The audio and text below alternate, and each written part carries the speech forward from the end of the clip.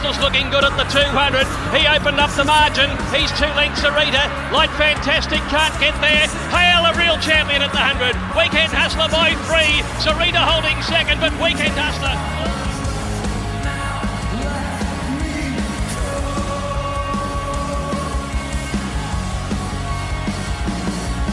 Here comes Shocking on the outside. Vigor, Heart of Dreams, and Shocking. Shocking racing up to Heart of Dreams and Vigor. Shocking the cup winner. What a great performance. Shocking wins it by a half, Heart of Dreams.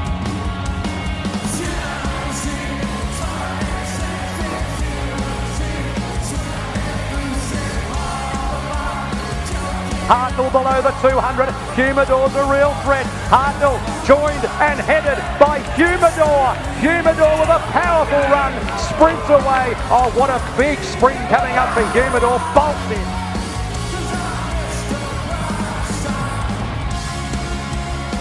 Incentivise kicks at the 150 from Tafane, and they were followed by Mayunga, who's coming hard. Incentivise holding on from Mayunga. Incentivise makes a statement in the Group 1.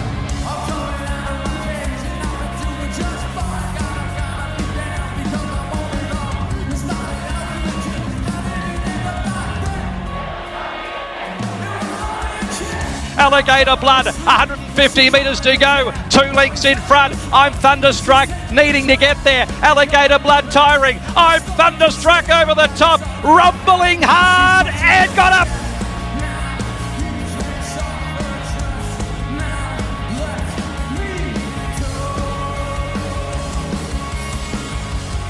Mr. Brightside tanking up a length away. It's the race we wanted. 300 to go. Alligator Blood lets down now. Mr. Brightside, Williams hasn't moved. Alligator Blood joined by Mr. Brightside, who lets rip at the 150. Mr. Brightside, 3/4 a length. Alligator Blood and comes clear. Mr. Brightside, a mile mark.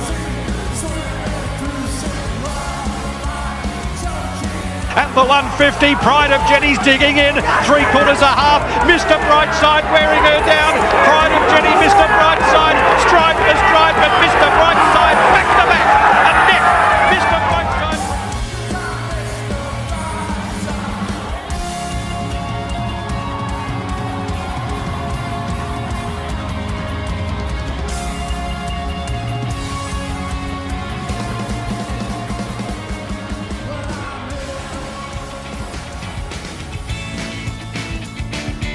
And now on PG Podcast Network, it's time for the year-round Carnival with Vince Accardi and your host, Racetrack Ralphy. Some of the recent greats, the tune of Mr. Brightside is Mr. Brightside going for 3 wins in a row in the Makybe Diva Stakes. It's a small field, but it's a really good card. If we're using a golfing analogy, it's moving day for the Spring Carnival tomorrow. A few are going to step up or maybe step out. Let's see if we can pull them apart with Vince Accardi from Daily Sexuals. Good morning, mate. Ralphie, good morning to you.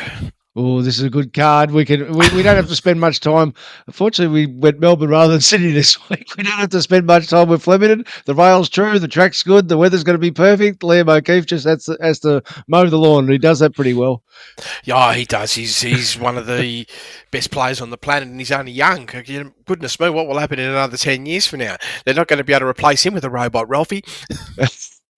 Absolutely. So when the rail's true on the turning circle, it's just if up and off's probably the best way. Yeah, just absolutely. And it's, as you know, of course, the straight races have a different sort of structure to them. But the reality is, it's not going to be that easy to get 10 off the fence to get into those wide lanes unless you're in the game up the straight. Where I would be surprised the bigger fields are going to be all in the middle and perhaps go to the right to the outside lane.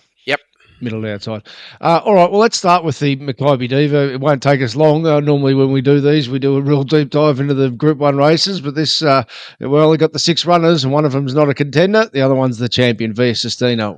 How are you expecting the pace of this race to unfold? Ralphie, what could happen here? My goodness.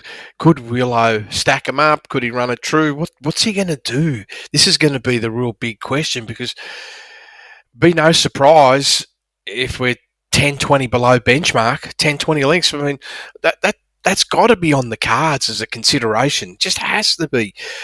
I was thinking about, is there any way that maybe that doesn't happen? But how will that be? Who's going to challenge for that not to be the case. Well, literally the only on pacer at this distance early in their prep, and by that I mean sometimes Tom Kitten can go forward when he's a bit fitter and so forth, is Mr. Brightside. Yeah. So one of the truisms of racing is no speed, no talent. And what do you think J-Mac will do on Via Sistina? Do you think he'll say, you know what, this is a Group 1, I'm not here to play marbles. Well, why don't I just try and give this a little squeeze and just sit right behind Mr. Brightside? He's going to have that opportunity no matter how you look at it. Because you look at the profile of Mr. Brightside and you really try and crystallise, okay, what's the band? What's that range going to really look like? And this is what I thought about Ralphy. I said, okay, forget about the plus, it's 2 lengths faster standard to 5 lengths faster standard. I'm forgetting about that, right? I'm even forgetting about realistically, the benchmark roles this horse can play. Everything sort of does tune. 7 lengths below benchmark. Maybe this is the worst case scenario, 16 lengths below benchmark. But I reckon 7 to 10, Willow's going to be happy. And the question is, he's going to keep everybody guessing about when he'll take off. That's what I feel he'll most likely do, Ralphie. Via Sistina, it's a small field. He can sit out the back if he wants to. And if it's only 4 lengths off him, Ralphie, that's a scary place, right? Because that means if the leader's going 7 to 10 lengths below benchmark, Via Sistina's going 14, roughly 12 lengths below benchmark, allowing for our elastic band theory that within 6 is a great place to be. And then the question's going to be, there's no doubt the question's all about who's got the muscle over the last 400 metres. This is going to be, I reckon it's going to be a 400-metre race. Ralphie, we both know anything can happen and we have to think about both scenarios. I just want you to see if you found any scenario where Via Sistina gets beat unless it's not, unless it's scratched. Next I can come up with, as far as the danger is, she's a bit slow away and finds herself stuck behind Mark Twain, who's drawn next to her. Well, okay. You'd hope that wouldn't happen. Yeah, you got a 400-metre straight. Yep. Now, if Willow took off at a different point in the race, that could make things interesting.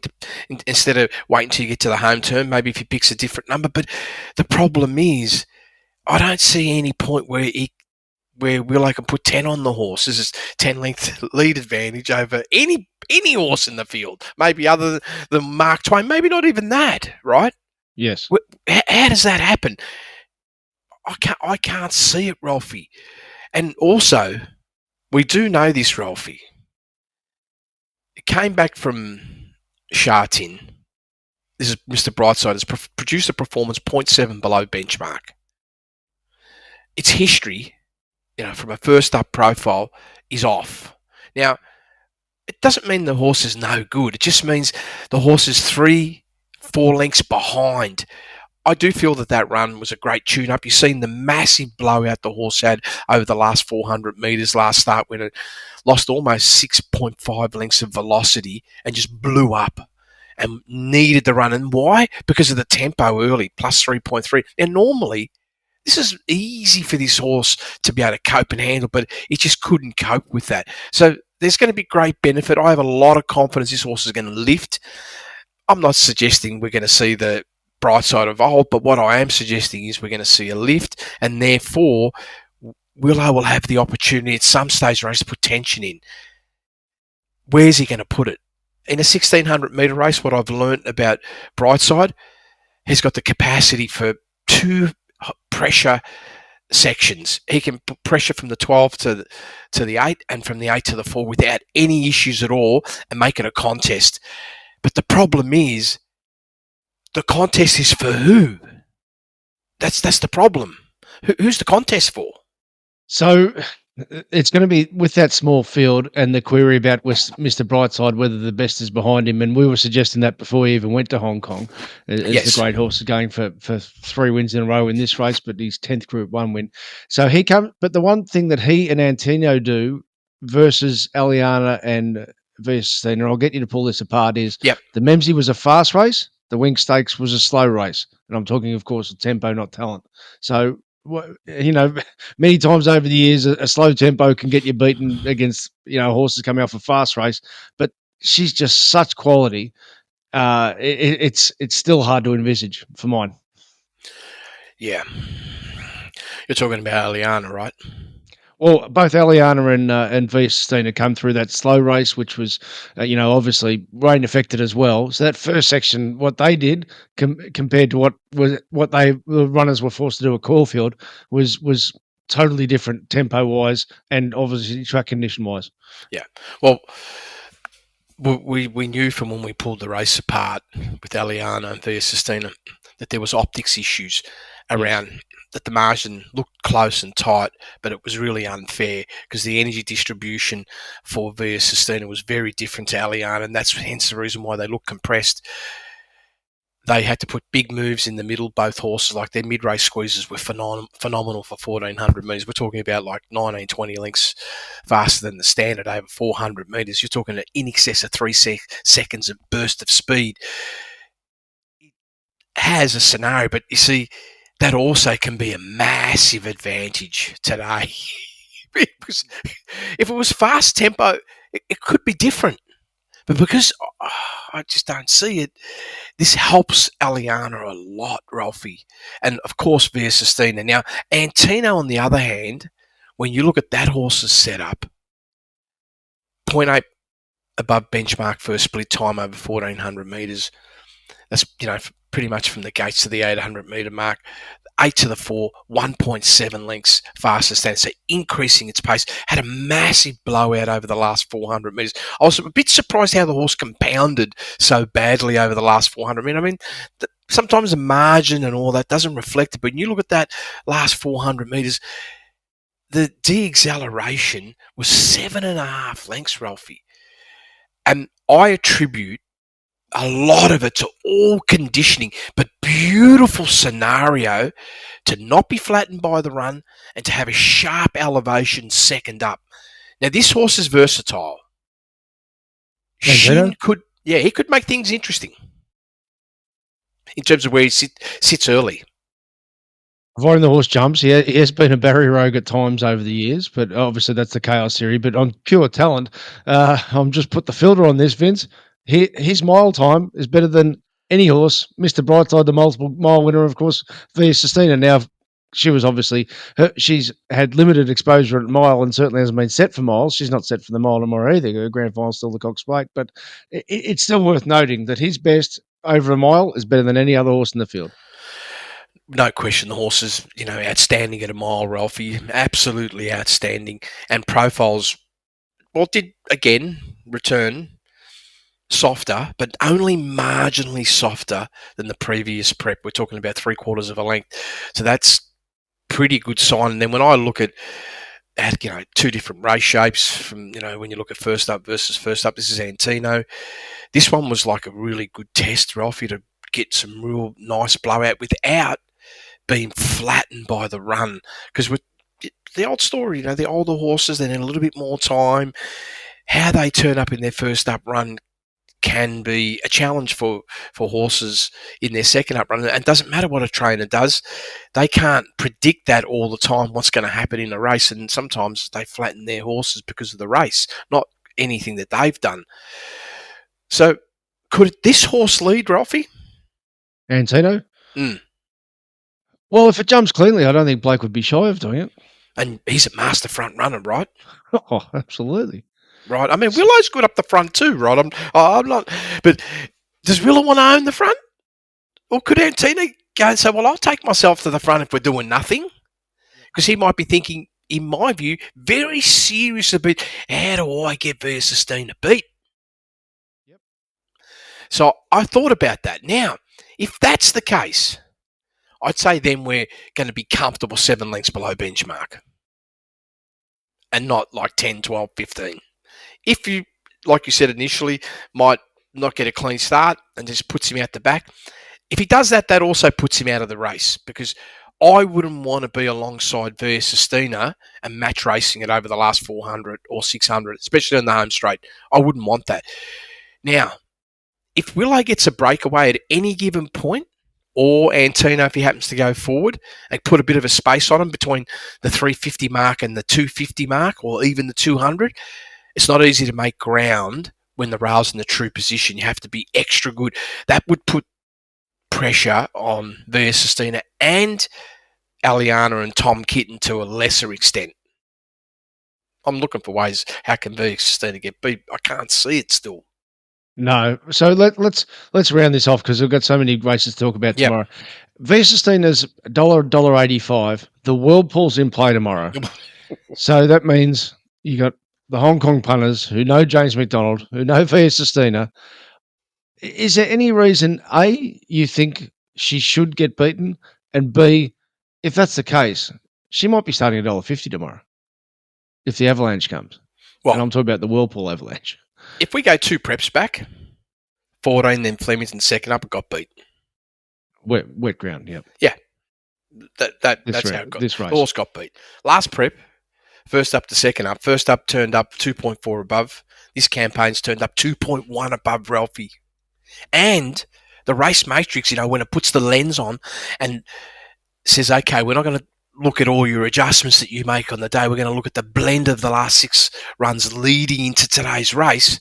The horse's RM, the race matrix figure, which is really giving you that crystal ball about, okay, is the data holding up with the horse's performance? It's 4.7. That was last campaign. This campaign, it's 6.1. A little bit like Kaying Rising.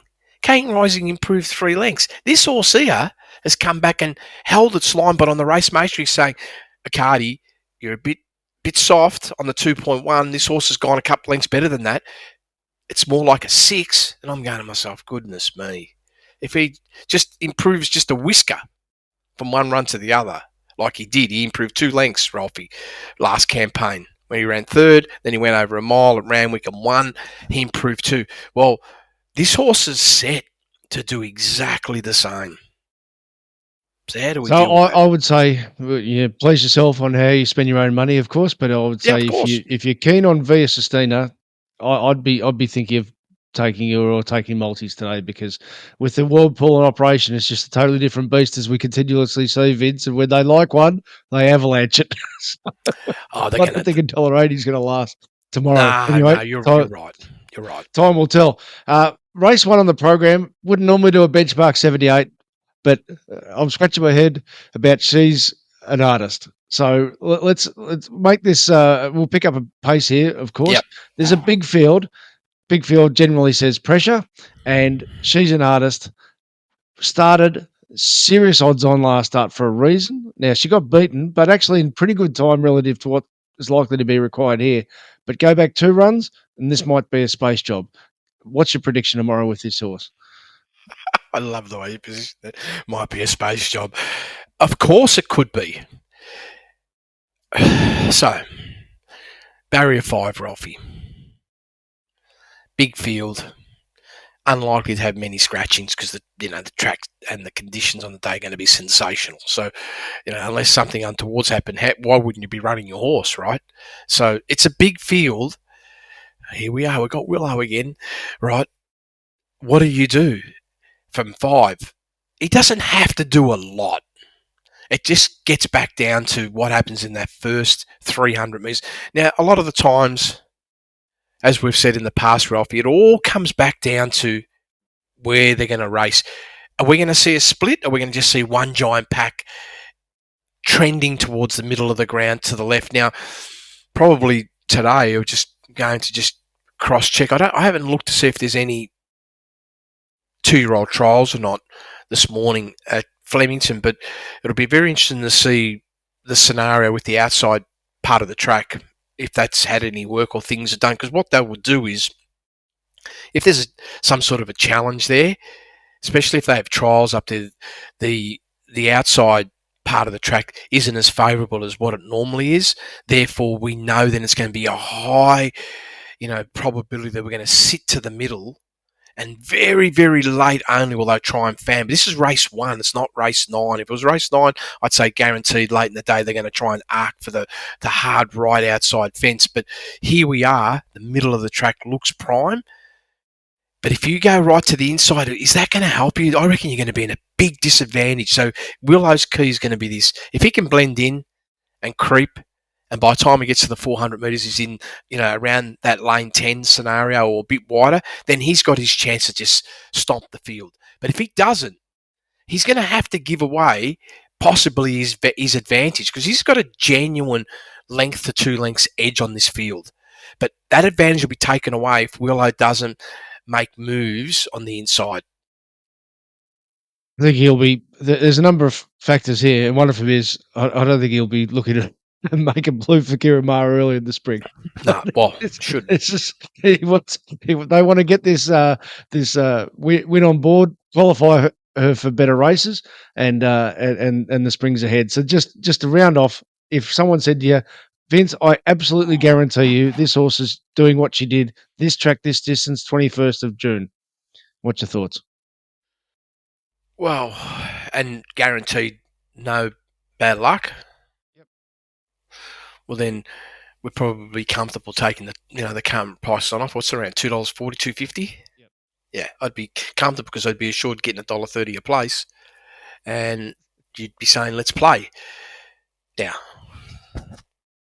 that's what I'm saying to you if you said that to me. Now, yes, we'll talk tomorrow whether that's something I would do in real life or not, because at the moment that's you made it like a little bit of a fantasy. Of course, I'm talking talented edge at the moment. That's right. The other part about Lanes, I guess we have to say, is that with James McDonald on Stolly Bolly, this is a horse who's got some talent. I don't think either runner suited him this time in at Moonee Valley, the way the track was playing second up and also first up at 1,000 metres. This is probably his perfect scenario tomorrow, up the straight. Now, the only time he's been up the straight was in a Group 1 at $50 to $1 in the Coolmore, but he's a horse with talent, and I don't think he would be out of this if he brings his A game. Yeah. And what do you feel? Do you feel that realistically the distance is right for the horse? Well, I think at 1,100 it gives him a bit with a big field. I think that's his chance. You think too short? Yeah. Well, okay. Again, it's race 1. You got barrier 20. It was late in the card. Barrier 20 could be just like gold. Yeah. And let's just take it that right now it is. So it's a golden gate 20 because the horse is just going to blend. My challenge is it's 21 days, back 100 metres. They want to be very sure the tempo's on. Because if the tempo's not on, this is a big negative, I feel, for the horse. Because I actually, from the way I look at this horse's profile, I'm surprised they come back in distance, Ralphy. I just think because it's benchmark 78, they think that's the right one to get the win. Try and get the win on the board. Now they've bumped into She's an Artist, but I think the intention is going in the benchmark at Flemington on a big day, and then try and attack it, find a stakes race for it. So on its best, talent-wise, it's got a figure that sort of sits half length to 0.9 above benchmark, which is not dissimilar to She's an Artist from that point of view. At 1,200 on the race matrix, it hasn't broken benchmark. Okay, so be wary. So you got to be a bit wary, and then let's look at where you are. Coming back doesn't add to your speed at all, right? And then, all right, we've seen something there last start at Moonee Valley. We got to see a nice close under the structure that you've only got 170 metre roughly home straight at the Valley. So we've seen something, but right now, yes, J-Mac big plus, 20 major plus. Distance, not sure they made the right decision. Now, class-wise, does it also have an edge on a lot of horses? Yes. So if you were just purely talking class, it would be the logical second player in the race. Right, well, race 2, Tycoon Star was very impressive last start at Caulfield. Obviously, it's a different dynamic up the straight, but he seems like a horse who's just progressing mentally. He ran third with everything against him into Devil Knight's Blue Diamond. Devil Knight's in the field down from Sydney. And Legacy Bound's got a bit of a boom on him from the South Australian performances. He's first up. What's your thoughts in race 2? It's like this. I don't know what Hayes is doing, the team, the young boys. There's obviously reasons, right? And I don't have knowledge on that. But the reality is, it's also come back 100. Now, realistically, Tycoon Star will smash this field. It's just simply, this horse is a rising potential star, Ralphy. So it should smash him. And not even maybe. But we're back 100. And I'm going, can that be good? Now, if we look at conditioning and all those things, I feel this horse is, the reason why I'm saying it's a rising star is because you look at the setup of that race at Caulfield, 2.1 above first split time, right on the bordering of the race pace, which is around 2.4 above. Between the 8 and the 4, the horse went a length above benchmark. Last 400, big blowout. Partially conditioning, partially about the setup of the race. No matter what, I scored the horse. It's impossible for the horse not to improve a couple off that run. But I wasn't expecting we're coming back 100. So if it was 1,200 metres, Ralphie, I would say don't even worry about talking about any other horse in the race. 1,100, well, the dynamics are a little bit different. I don't feel there's going to be pressure in the race. Small field, it's the typical norm. Ralphie, I'm not saying this is exactly what will happen tomorrow, but we've got a small field. They could all just roll to the inside. And if they don't and they go in the middle of the track, they'll absolutely crawl. So if they can roll to the inside, and someone decides to say, like a Legacy Bound or Cannyworth, let's just try and have some sort of tension in the race, then this will help Tycoon Star, no question. But is the rider going to just force its own hand and say, I might have to be the leader? I don't know. I just wonder if they're running it here because they want to run in the Cornwall, so bring it back to the straight track. And you'd think Damien Lane, who's even by Damien Lane standards in red hot form at the moment, on Magor, maybe he'll take it up and say, you know what, you're going to have to be fast to catch me. So last start, he was first up. Tycoon Star was second up. Under the speed situation here, is he a chance of getting too far in front to be caught? Well, you knew last start the money was there for this horse. This is Magor. So obviously they had intelligence on the way they were planning that race that day, because I had a good look at it, and this was like on the Friday, because the money was, they'd sort of started with backing this horse and they pretty much didn't stop backing it. I'm not saying they backed it out of the trees, but the intelligence was there, and I realised, like, race morning, I said, yeah, okay, they're taking a position that there could be a sharp advantage if you're up on pace, and that this could give you a decisive edge. Now, they probably thought, we're going to get this race. Just didn't realise you got Tycoon Star. Tycoon Star's far superior horse, Ralphie. Now, 1,100 metres, is that a negative for this runner? No. Now, Damien, up the front, Flemington straight. Do you feel he's going to take the same tactics as what he did at Caulfield? Do you really feel he'll do that? Because that's a massive risk if he does that. Massive. I feel small field, he's going to go to the front, and if he can control, Caulfield's different. He can control, the pace is going to be slackened, and the pace might be 1, 4, 5 lengths below benchmark. And he'd probably look and say, is it possible that Zara might want to own the front? But either one of them, I still see -1, -5 first split time for the first few hundred metres, and no one really moving. Now, the problem with McGraw is this. You have a look at its straight line speed. Tycoon Star, straight line speed-wise, has already franked it going back to Caulfield in February, where it produced a 5.2 lengths faster than standard the last 400. So it's got great acceleration. Then you look at this particular horse. So far, that's slightly raced, so I've got to pay some respect to that, right? there's been nowhere in the 3 starts that the horse has demonstrated a big burst, a straight line speed. So they may have already possibly worked out at this stage, horse is a really good, solid cruising horse. And its weapon is to try and create tension in a race. But Flemington's not the place in a small field to do that. So that's the scenario with that. Now, Legacy Bound, on the other hand, it's got the hall markings. Only had the 2 starts. There is the possibility that this could have an explosion over the last 400 metres. Because even though when I look at the first split time, like at that very first race start where it was 4.9 lengths below benchmark, then a great mid-section that was 1.9 above, and then increased the pace over the last 400 with a 2.9. You combine those 2 last 800s and you say, okay, we've got roughly 4.95 lengths of energy there. I can see that this horse does have the potential for the explosion. The potential. But still, it doesn't match anything like a Tycoon Star. So here we are. As far as your confidence level, it's obviously been dented with Tycoon Star back in trip. No. Well, this is it. And as far as anything else goes, not interested.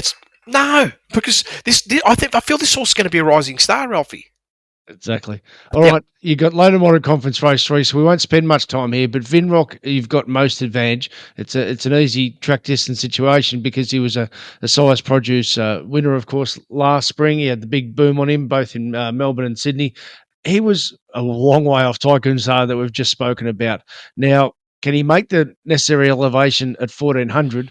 And what type of challenges has Mark Zahra got from that wide barrier tactically?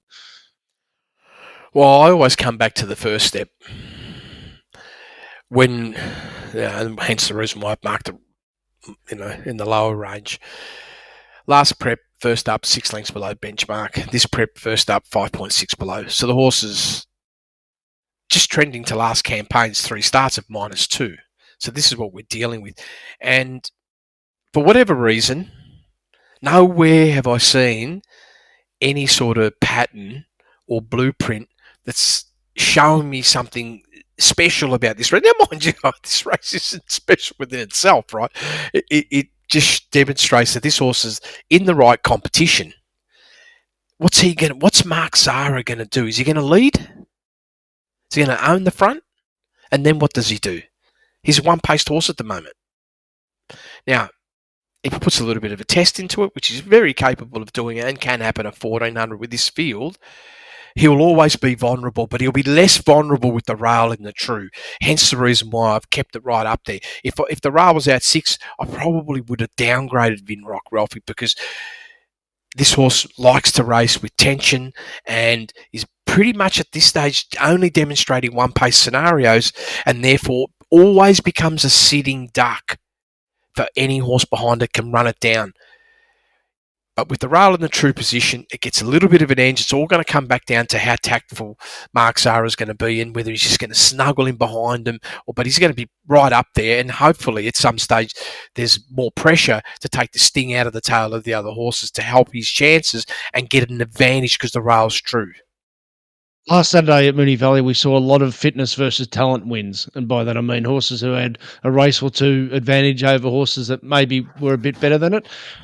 I can't help thinking, and I'm not saying Crossbow's got no talent, but he's rock hard fit. He couldn't have had things against him more at Moonee Valley last start with the rail out. Could not have had things more against him. But at previous start at Randwick, best last 200 of the day. So he's got closing speed. If he settles close, he shouldn't be far off, should he? No, he's definitely right up there with a bunch of horses, Ralphie.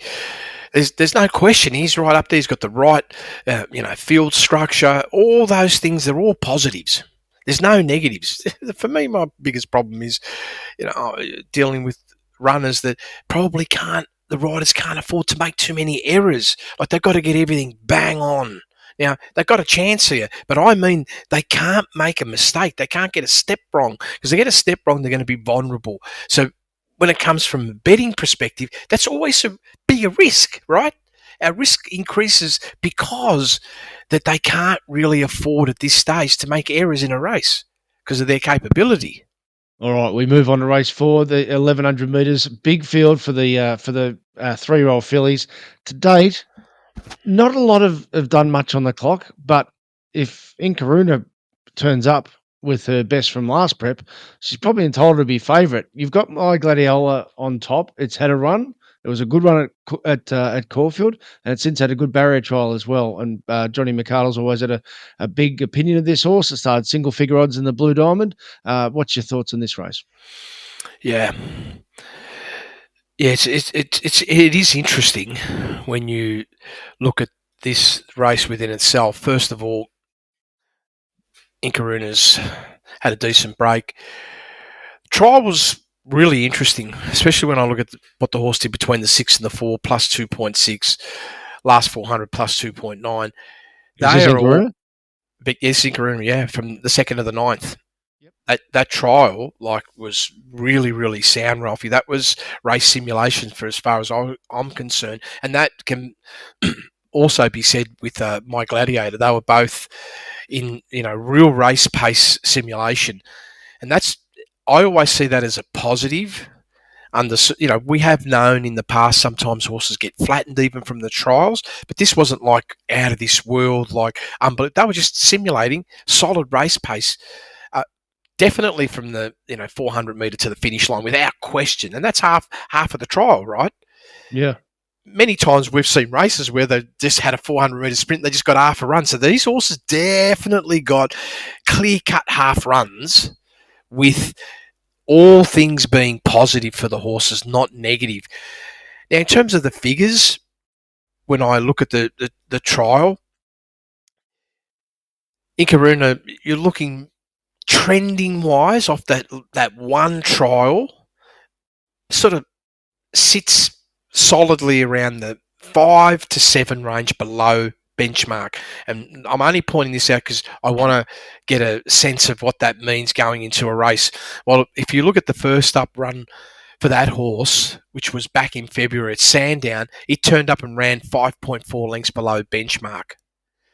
So I know, I'm very, very confident, just off the trial, that last trial, because obviously it had a couple of jump outs before that, right? But just off the trial alone, because we also had a bit of race simulation, this horse is definitely coming back a better horse and is going to smash the first up run of last campaign. By how much? I'm not sure. I don't believe the horse is just going to turn up and go benchmark. It could, but the horse is definitely ready to run 2, 3, 4 lengths better than first up last campaign. So I'm with you about what you were indicating with that horse. All very, very big plus, no question. Now, on the other hand, My Gladiator, when I look at that horse, had the run first up. It was 2 lengths below benchmark. That was back in August. Then it had that Caulfield barrier trial. Like I said, it was a genuine simulation of race pace over the last 400 metres, which I feel is all positive. How much room does this horse have to move? Well, first up, the horse is trended about 1.5 lengths better. Then it's had the trial, obviously nice tune up. They've tried the way I'm looking at it, they're keeping it fresh. It's the only thing I can think of. And the possibilities, it looks set to run back to that number. Now, that number, this is what it did at Caulfield first up, is enough to be super competitive here, and means Inkaruna has to lift, which I believe it will 100% do. And I don't know. Then I look at the barriers between the two horses. One's 19, one's 12. They're both the right side. So I don't see any challenges there. Just got to get luck. And they've got, talking Shinny is pretty good. Like if I was looking between Shin and Mod, I probably got a slight variance to go with Shin.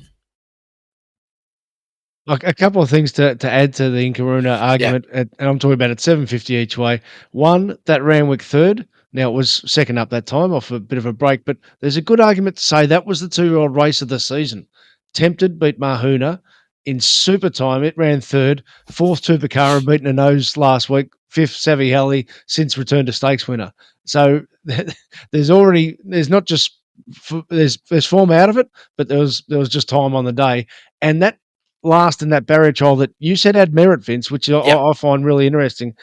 Because on top of it, who rode it in the trial? Shin. When the good jockeys ride one in a barrier trial and do nothing on it, in quotation marks, that says they're very happy with it if they stay on it race day. He was testing her out. Yeah, and you know, and I know, Ralphy, like no matter what it does on the weekend, it's going to improve. But they're obviously coming to play, no question, right?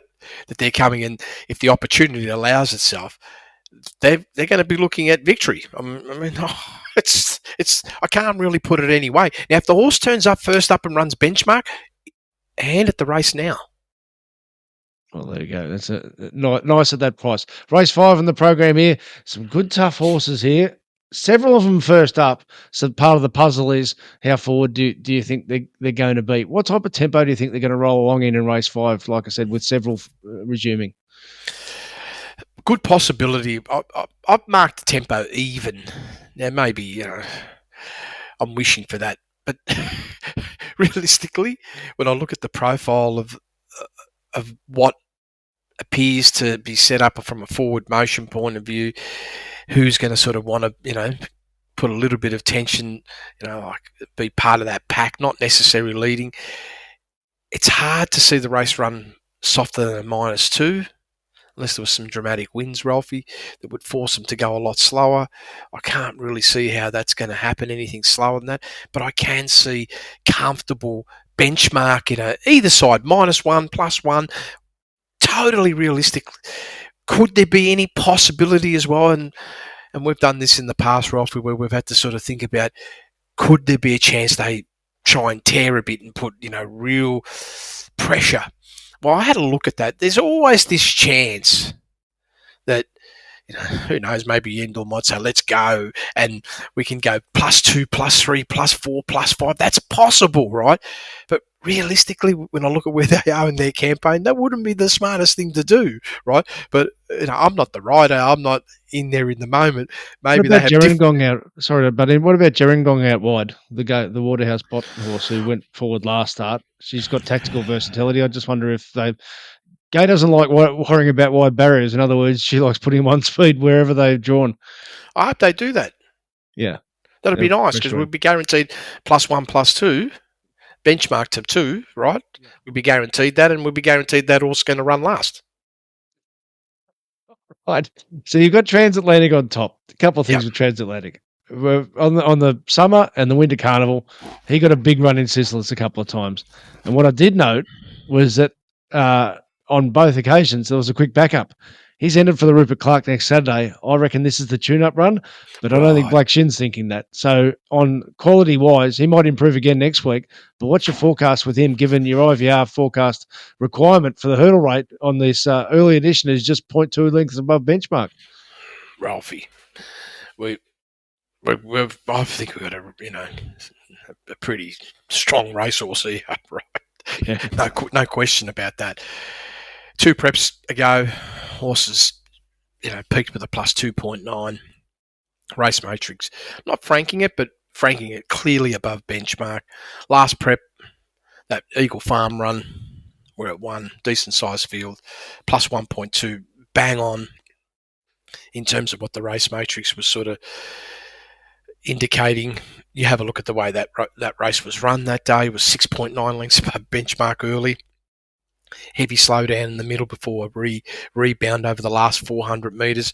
We know that impacts their performance. I mean, that day, the horse had almost an 11-length slowdown between the 8 and the 4. It's almost 2 seconds for a 500-kilo plus horse.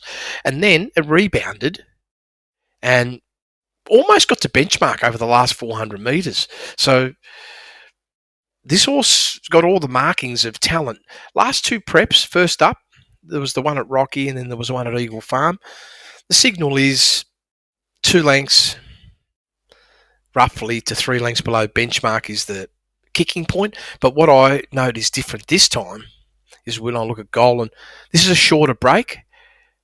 For sure, this horse is in better shape than last 2 preps. One was like 180 days off. The last campaign was like almost 130.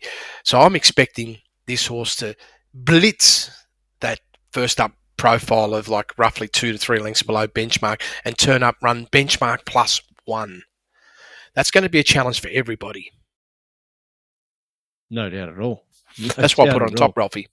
Absolutely. So Cafe Millennium, he's got the usual position in running challenge, but he's going super, and of course his all-time mile best is outstanding. But at 1400, he'll be getting back. He'll be charging home. Wonder Boy, Craig Williams rode it in the Barrow trial. I just mentioned that about Blake Shin. How forward do you think he's going to turn up? Ralphie, big watch on this horse. Big watch. This is the one that could come to the party and make things very interesting. Now, have a look at that last trial run. I know it was only 100 metres to the 800.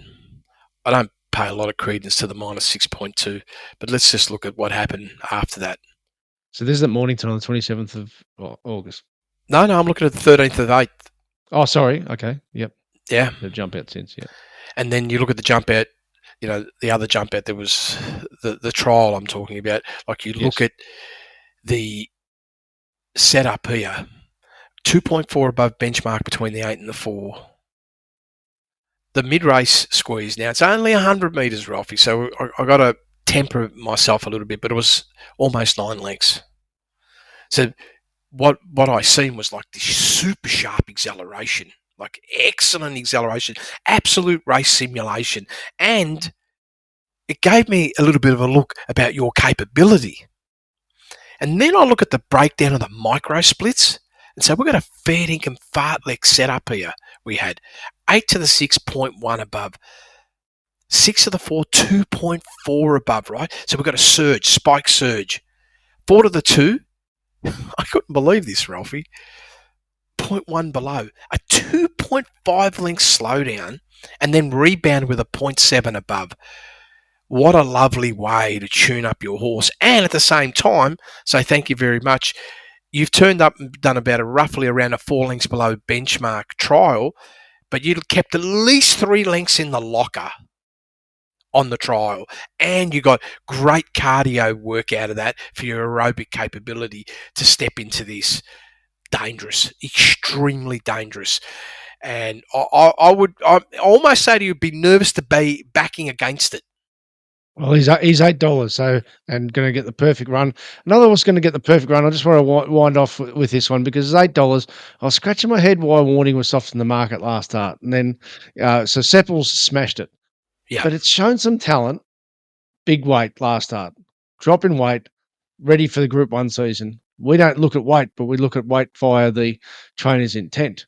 I can't help thinking tomorrow is the real race that I want to see what he can do. If he brings what he did Melbourne Cup Day, he's going to be bringing a pretty good performance.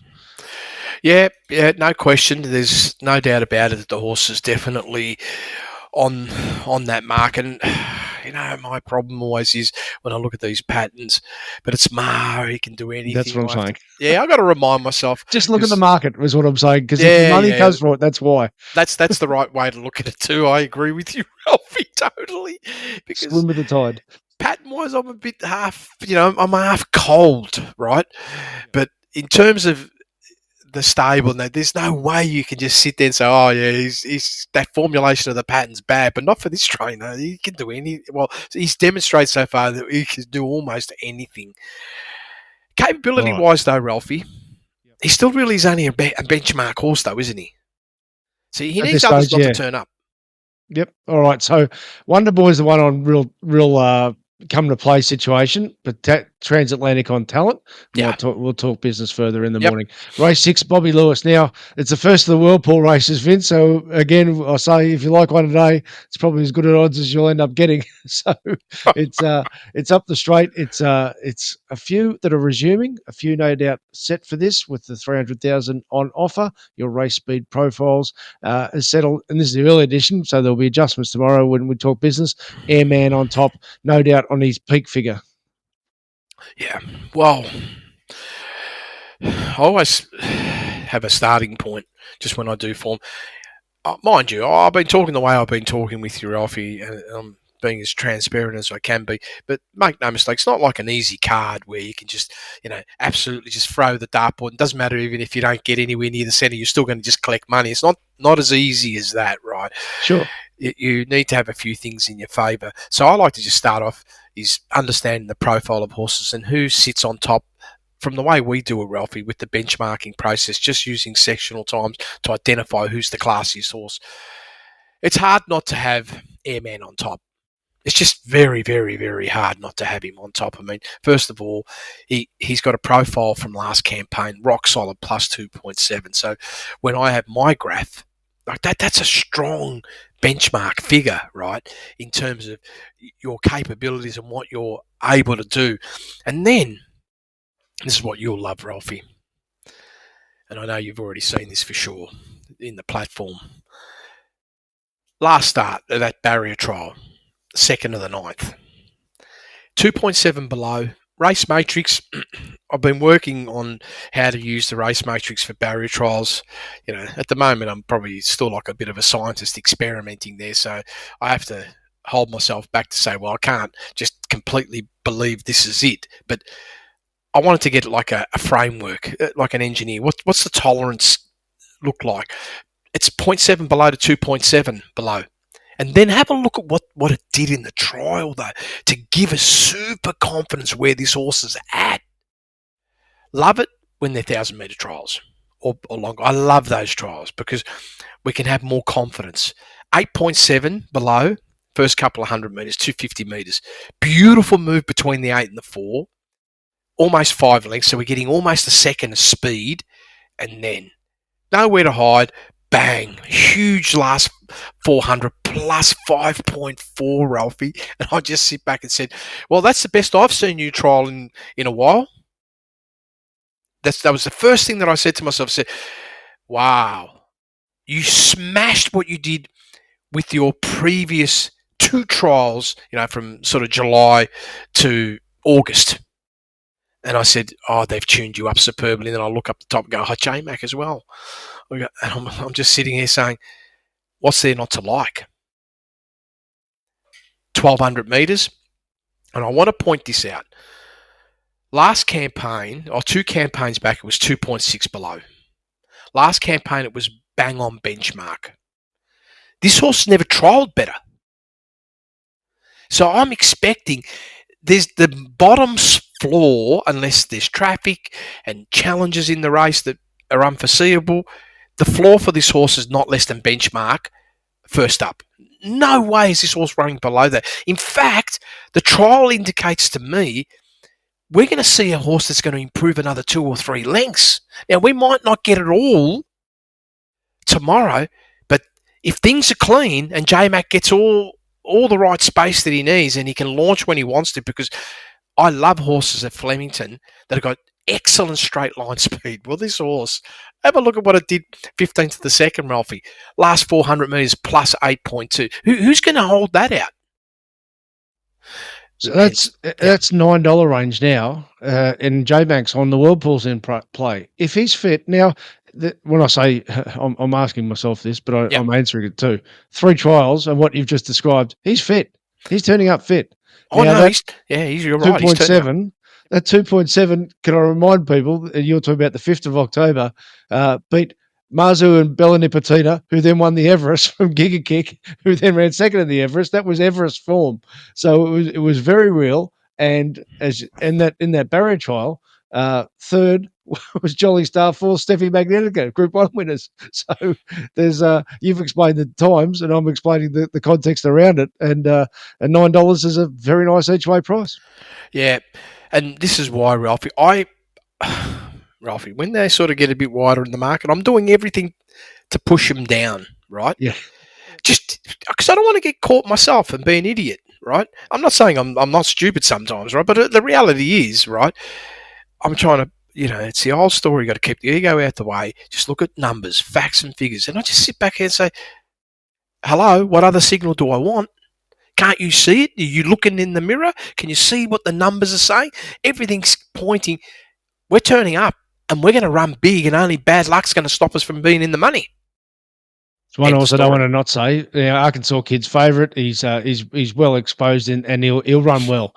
But I just want to put one other point that when people are doing their form with this Royal Insignia, what they do first up, Vince. So Arkansas Kid's favourite at mid threes, Royal Insignias at $5 range. It ran third in the race where Arkansas Kid ran second.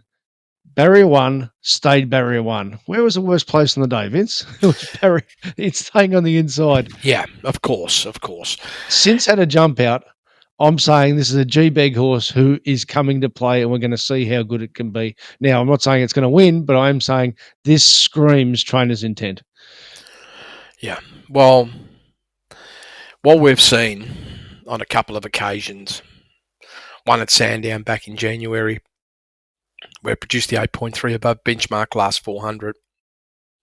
Another time at Kyneton when it won small field, but it was a +7 last 400. Is that we know this horse got great acceleration. And for a race at Flemington, it can't be against you. It's got to be in favour of you. There's also pretty clear signals that this horse is going to really appreciate clean ground as being another advantage for the horse. It helps it with its acceleration, and they're all positives because let's be sure, you're going to absolutely need to bring the best you can bring if you're any chance of beating Airman. Beautiful. Let's get to the Archer. Now, it's a Melbourne Cup qualifying race. So the reason I point that out is, there's some incentive to win tomorrow. So there'll be all stops out, every single runner, including Revelare, who's favourite. To this point, Vince, he's yet to produce a big overall time. And I say that overall because, of course, part of the art is to try and see what they can project to when they're running good sectionals and, particularly with stayers, they chose to settle in the run and then work home, and that he's winning. Strike rate speaks for itself. So the question is he justified at this tight price? The Whirlpool's also in play here. Well, everybody wants the Melbourne Cup, right? Yep. Who doesn't? That's the dream. Sure. That's the greatest race on the planet at 3,200 metres. There's none better than it anywhere on the planet. And the hard part is it's such a hard item to win because it only happens once a year, Ralphy, right? So you don't get many opportunities. Revelare, the two runs so far. First up, 2.3 lengths below benchmark. I have to say, Ralphie, when I sort of peel back and look at the previous prep, it was better.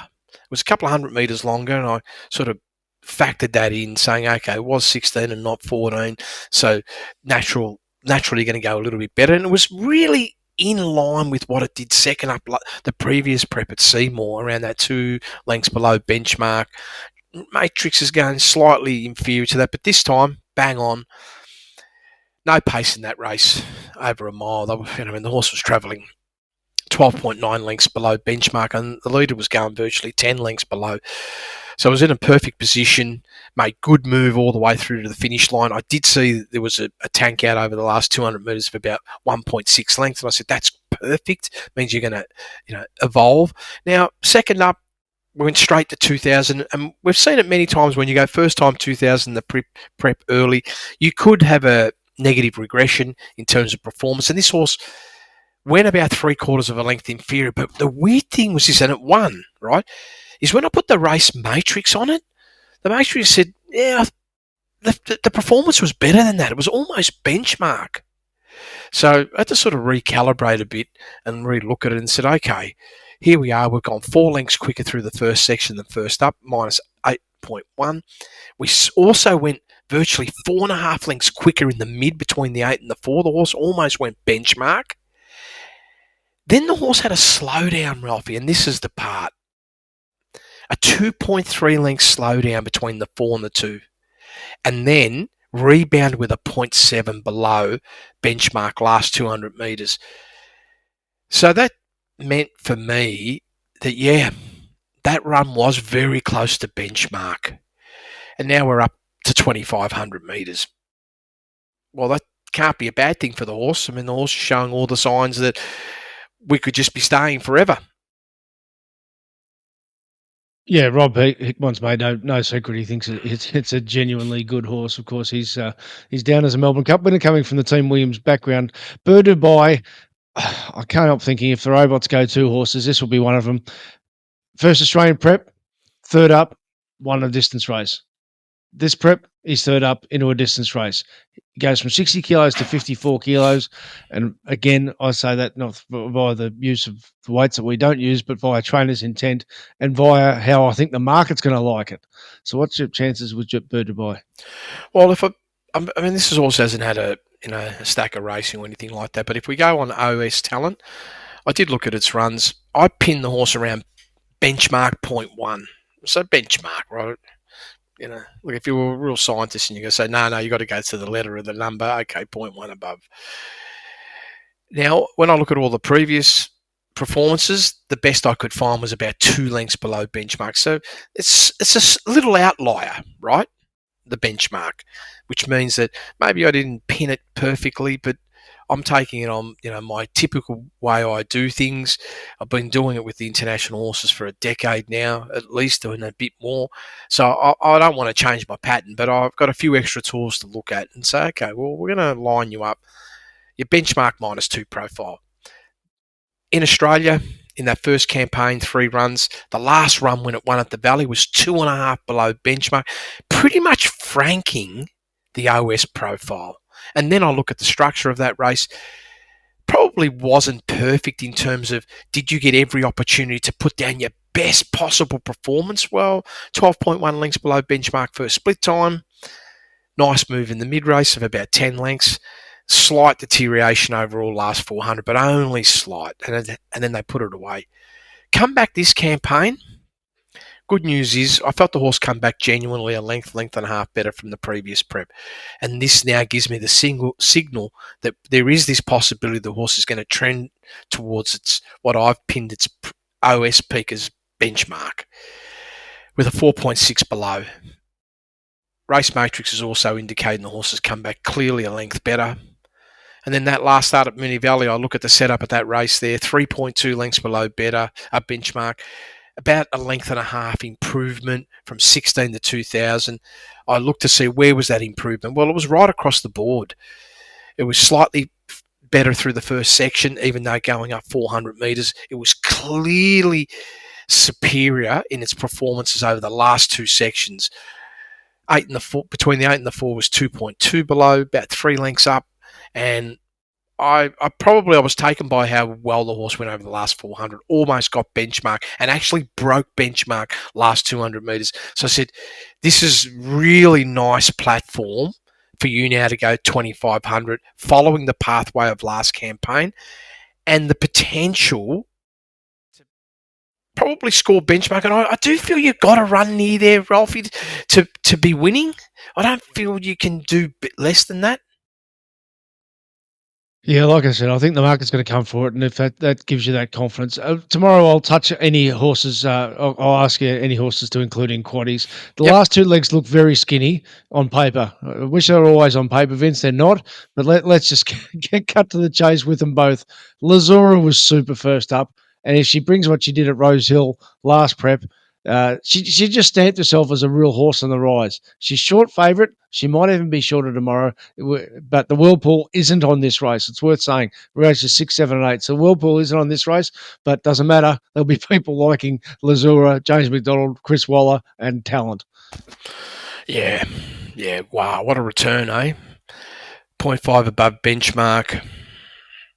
The trials were little bit soft, not real hardcore, and Waller can do that with his trials. But the horse came back and went, 2.5 lengths better than previous campaign, almost 3, right? I'm just sitting back saying, wow, no wonder they're confident about this horse.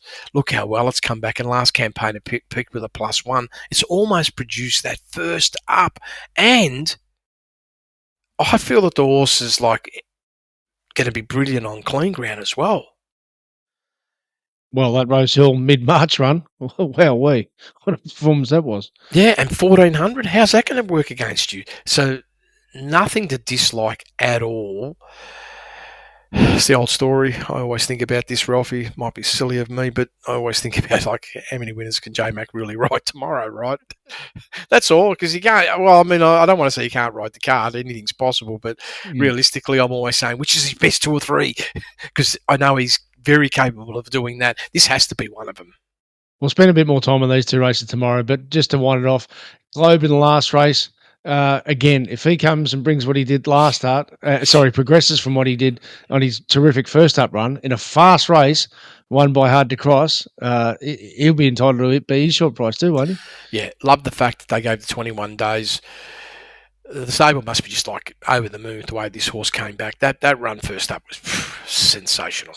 I know it got beaten, but I look at the tempo, 5.3 above benchmark first split time tempo-wise. And when you look at the history of that, and the reason why I'm pointing it out, this is in line with what the horse did back in 23. Like when I would consider the horse to be in, like airborne territory speed-wise, last campaign didn't even get to that speed.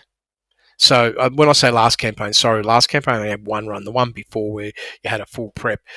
So it's returned sensationally, Ralphy.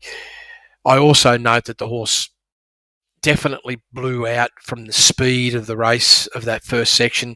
So there's improvement to come, and it's not a quick backup. It's the perfect scenario, and we're up a couple of 100 metres. How can that work against you? All things are there. It's going to get down to Zara, how he handles himself and what he wants to do up front. All right, I don't often do this. In fact, I've never done this before. But if you're, if you obviously listen to this, you're a customer. If there's a horse that we haven't touched on, you want us to tomorrow, we will do that. Just send me an email because we're an hour in. That's long enough for a preview podcast. It's such a deep card. I really wanted to have a good look at all these races. So flick us an email and I'll blend that in tomorrow when we talk business. Around about you'll receive that email around about 10:30 as far as a top up goes. But in the meantime, thanks so much for being a customer of Year Round Carnival.